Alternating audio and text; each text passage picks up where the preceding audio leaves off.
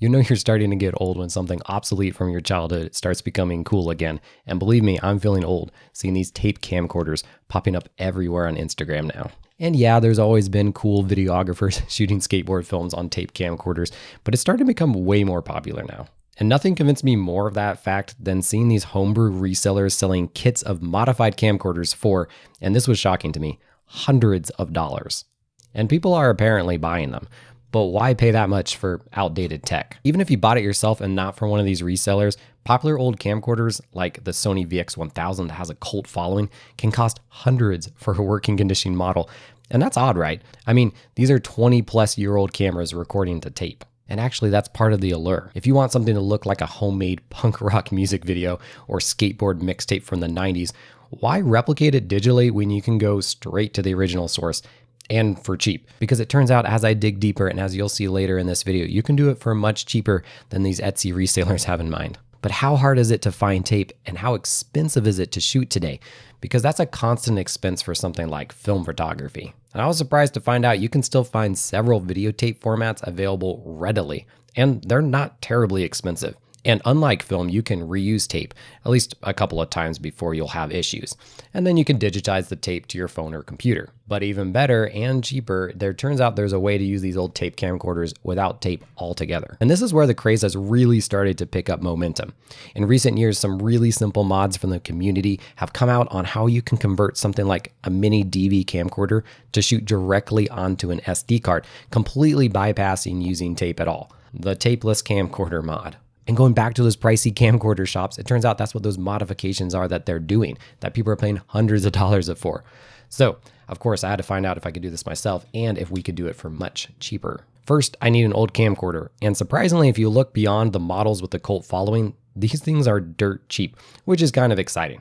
It looks like the Digicam craze hasn't quite hit all these camcorders yet. And maybe there's a reason for that. We'll see. Like early digital cameras, they all have cool designs and random cool features for how they zoom. They have wide angle lens mods, transition effects, quality microphones, built-in video lights, and this quickly became a really fun rabbit hole to dive into, and we're just getting started. I decided to look for a box of junk camcorders from Japan just to see if I could save even more and get something interesting.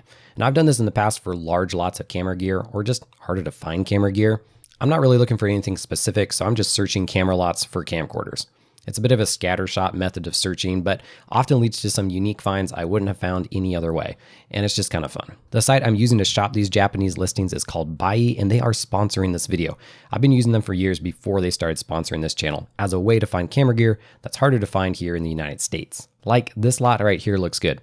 I did a quick search on some of the camcorders, and they seem like they're good quality, so I'll place a bid here and hope for the best. These random junk lots are really fun for these YouTube videos, but of course the risk is everything is broken, so don't buy a junk lot unless you like to tinker. The good news for everyone though is there's still plenty of good condition working camcorders for super cheap too. And surprisingly I won this auction, or maybe not surprisingly because it's just junk, but I'm hoping I'll get something good out of it. After you win an auction or purchase a listing on Bai, that box gets shipped from the Japanese seller to Bai's warehouse in Japan. And from there, they ship it off to you. So keep in mind, you pay for shipping twice, along with some other fees. So here's the final cost of this lot to me. And here's the large box, fresh from Japan. Let's see what we have. And if you're interested in trying Bai for yourself, see the link in my description where first-time shoppers can save up to 10% on their first purchase. Now off the bat, there's a few of these Victor brand camcorders, which I had never heard of before, but it turns out that's what the brand JVC is called in Japan. Like this JVC camcorder I actually got separately from this lot from my uncle when I asked around if anybody had any that they wanted. And that's another great way to find a camcorder because probably nobody in your family wants them anymore. Also in the box, I have some Panasonic camcorders that look really good condition, along with some cool rotating body Sharp camcorders. And last but not least, this Canon camcorder, which looks nice. Now, unfortunately, this lot did come with some batteries, but absolutely no chargers. So I have to buy some batteries and chargers to test them. But the good news is several of these camcorders use the same batteries, so I only have to buy a few to test the whole lot. It was about $40 for these third-party batteries and chargers, and I got super lucky. All of the camcorders are working great, except one. The menus and buttons are in Japanese, so I need to see if I can switch them to English or just memorize the options, but they all work. Some even still had tape in them, so if you want to see what was on these, follow me on Threads or Instagram.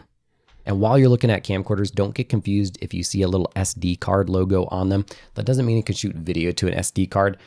Some of these cameras have the feature where you could take digital stills and save those to SD cards, so photography, but not video. For that, we're gonna need something else. Now, to convert one of these camcorders to record video digitally, you basically only need one necessary feature on the camcorder, and that's some video output port.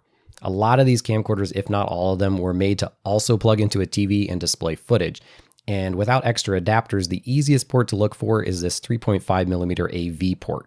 It can be hidden in weird places, so if you're looking at a parent's camcorder you just dug up from the basement, keep looking, it's probably there. But also there's other ports that should work, any video output port like S-Video, or maybe these proprietary AV ports with the right adapter. I just haven't played with them personally yet, so I don't know. But this part is key because then you'll need to match whatever your video output port is with some sort of digital video capture card recorder like this one. This is a device that captures video output and saves it onto a micro SD card. And this particular one was actually made for capturing FPV drone goggle footage.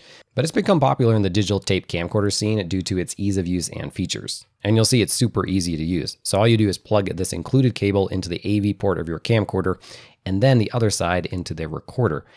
And that's it. The feed and audio from the camcorder is now getting fed into the device and I can record the whole stream. The only gotcha with this particular advice is you gotta plug in the cable only partway to get the feed and audio to work. And there's a great video explaining why, and I'll link that in the description, but it's not really a big deal. Now, this particular recorder I picked up honestly works great, and I would just recommend it to everyone. It's so easy to use and works right out of the box, except that it's super expensive. So thankfully there are other options. Any sort of capture card recorder that can take video output from your camcorder and record it to an SD card should work.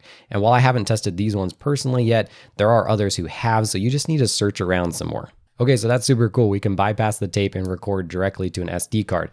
But that brings up the question, why even bother? And that's the question my friend asked me when he saw me recording with this setup over our Christmas holiday traditions. He said, why would you do this? Is it any better than your phone? And if you've ever been asked that question about shooting film or old digital these days, it's kind of a hard question to answer because I mean, no, it's not inherently better than your smartphone. And I don't want to hate on smartphone photography or anything, but it's just a different look and feel. It's not just a lower resolution because then you could just use some terrible Amazon camcorder today. It's the nice zoom rocker, the stabilization, the old sensors and color science, the whole package. I'm using cheaper consumer camcorders, but there's also an argument to be made for some truly incredible professional tape camcorders of the past, which you can get super affordably now and have some amazing features. But beyond all that, as I watched back the recordings of my own children on a format that was used to record myself as a kid, I couldn't help but be filled with a different emotion than I get from watching cell phone footage. Even my wife, who couldn't care less about these cameras, was struck with the same feeling. To me, it's like the look of 90s camcorders is associated in my brain with deep family memories, and seeing my own kids captured that way now somehow is reminding me that the mundane, everyday moments I'm experiencing now will one day be lifetime treasured memories. So let me know what you think of tapeless camcorder mods. And if you've already done this and you're a little bit further along in the journey, please share your tips and tricks with the rest of us. Until next time, as always, happy snapping.